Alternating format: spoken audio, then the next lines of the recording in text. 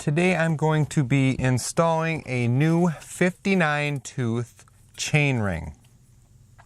Oh, and by the way, I did get my freewheel fixed, my 1128 freewheel. And all I did to fix it was really just kind of use my brain a little bit instead of just going by videos that I had seen in the past. I thought, well, hey, you know, since there's grease in there or oil in there, maybe I need to use something like gasoline to clean it. So that's what I did. I took it, this is the stock one, but here's what I did. I took it and I put it inside a container like this. I filled up the gasoline almost all the way to the top of the gears. And then I took my little tool and I put it in there and I spun it. And I just kept spinning it like this for about 5 minutes, letting the gas get all the dust and junk out of it.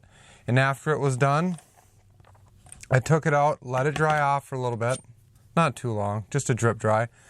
And then I went and I lubricated around the back edges here with some 10W30 oil, just some lightweight oil, and spun it and got the oil into it. And then I dried it up, got all the outside oil off with a paper towel.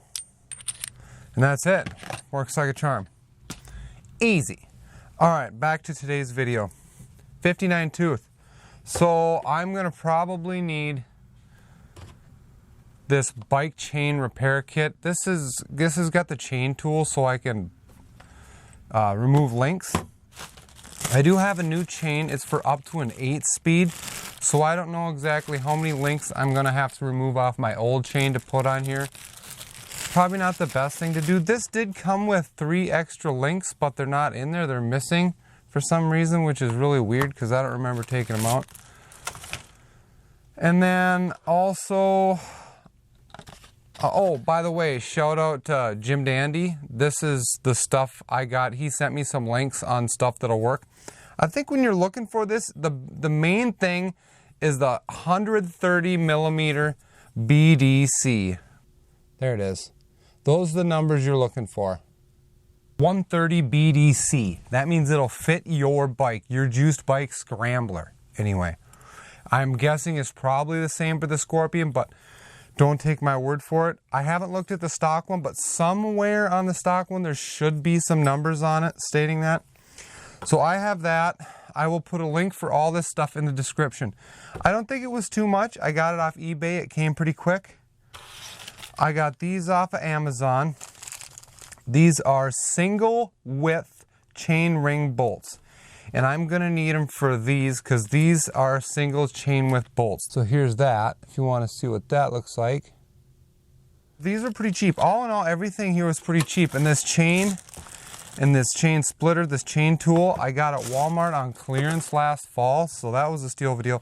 The thing that, for me, that took the longest to get here, which I bought off Amazon, it took almost a week, like 7 days to get here, was this Park Tool CNW2. And you're gonna need this for the new chainring bolts. The new chainring bolts, they have this, you can't just use a screwdriver on it. It's just, I mean, you could maybe get a really wide screwdriver or a butter knife to work or something like that, but I think this tool is gonna be pretty handy. The stock Allen heads are number 6, and these are number 5, which is 6 millimeter and 5 millimeter. And then Jim threw up a link for some Loctite. As much as I'm against Loctite, Loctite's good if you're not really sure how to tighten it and you don't want to strip it so you don't quite tighten it enough if you haven't wrenched a whole lot in your life. And there are high vibration situations where you should use Loctite. And maybe I should probably use Loctite on this all the time anyways. But it was $1 and it's the purple Loctite. And I got that off of Amazon too as well. And that should be pretty much all the tools you need. Just a Allen wrench set, this Park tool, oh, and the chain link remover. That's gonna be a necessity. And I think that's pretty much it. And then a chain, you could probably use your old chain if you had some spare links to throw in there. I consider this to be part 2 of No Hamsters Allowed. We are gonna really, I wanna be doing 28 miles an hour and just be, So yeah, that's it. I'm ready to do it. Let's put this baby on. You're gonna have to tolerate the cicadas and the trucks driving by. It's kind of noisy. This is my first time using this. Wow, those cicadas are loud. So I looked for a master link on this chain. I did not see any. So, oh look, it fits right in there real nice. I think I'm gonna want it up against the back side here. And I'm just gonna try, does it matter which side? I don't think it does. I'm just gonna try and push this through, see what happens. Oh, that's tight. I'm about ready to wreck the chain here. Oh, that's not working. That doesn't feel right. I feel like I'm gonna break this tool. Oh, there it goes. That was really tight. I hope if the other one's not long enough, I'm gonna need like 2 master links, or maybe I can shove one of these pins back in. I'm gonna save this pin just in case. All right, now I'm gonna pull it back out. Like I say, I have never done this before. This is totally new to me. All right, and there you have it. The chain is gone. I kind of want to see how this chain compares to the other one in length. Oh crap. The new chain is actually shorter. So I'll probably be taking pieces off the new chain. See, the stock ones, it's Allen on both sides. The Allen wrench for the stock one looks like it's going to be a number 6 on the outside and possibly a number 5 on the inside. Yeah, 5 on the inside, 6 on the outside. So you're going to need an Allen wrench set for this more than likely. I just got a whole bunch of loose ones. That doesn't feel quite perfect. I know I didn't over tighten these, so it's going to work. This is probably an English size. And we're just going to start taking this apart.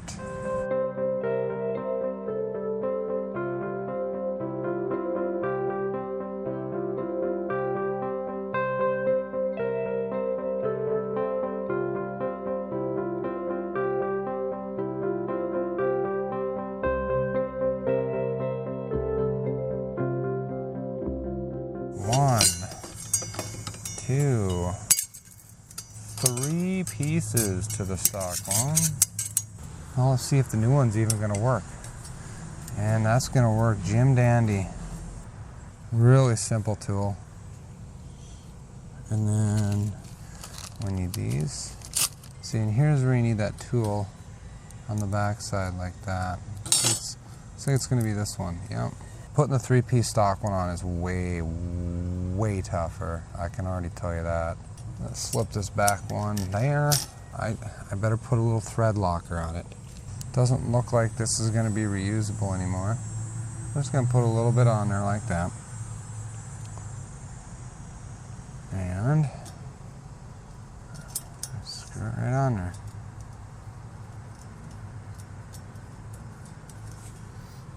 And I don't know if I needed that special tool. Let's see. I'll let you know if I needed it or not. Okay, I'm going to leave this just a little bit loose till I get them all started. So I did not need that special tool to put them on, and maybe not even to take them off. But I've got it. I don't think it was that much money. I'll post that link in the description as well. All right, that's it. Now let's get that chain on there again. Down through the top. Like the bike is upside down, so the top is opposite. Oh, it goes this way? Is that right? Is that how it's gonna go? Yes, that's how we're gonna do it. I'm gonna have to add probably, I feel like I'm gonna have to add probably 3 links. So I'm gonna go ahead and get 3 links ready. Oh my gosh, that's so hard. Okay, so I'm gonna show you quick how to pop a link on these chains. Hook the tool up. Okay, and once you got it locked up and lined up, it's pretty easy. It lines itself up pretty good. You're just gonna start cranking this down and it's gonna push that pin out of there. It is tough. Some are tougher than others. This is a tough one. There it comes. And you just keep turning until the pin's all the way out. It's going to get stiff at the end too. Right here. And there you go. And you can get master links to put these back, or you can actually get these pins back in again. But it's a bit of a pain in the butt, and I'd suggest using a vise. Vice grip does work. I did get the vice grip to work, but it's really hard. And then once you get the pin in a little bit, you can use this tool to push it in the rest of the way. All right.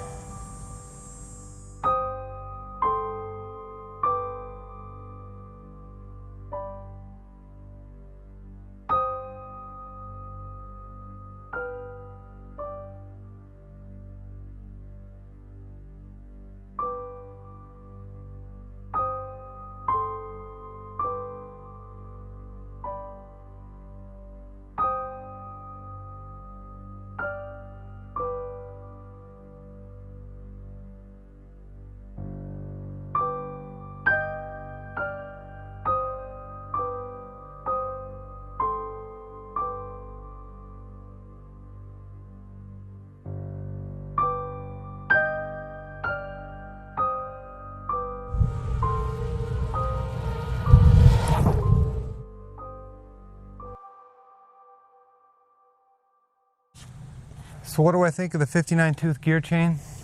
I love it. I think it's great. Does it take away the hamster pedaling as much as I had hoped it would? No, it doesn't. But it does help.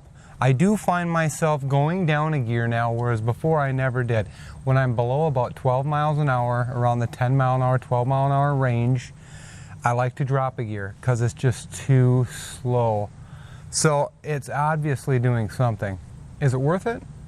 Yeah, I'd say it's worth it. At most, you're going to spend $50 on it.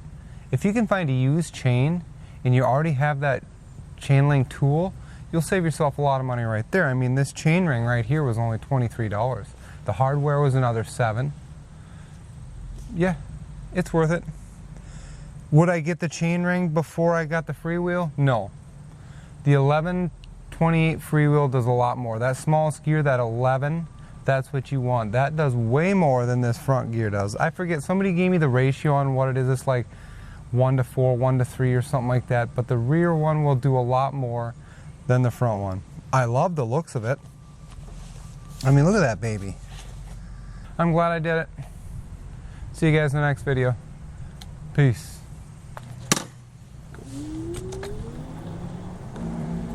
Peace. Peace. Later.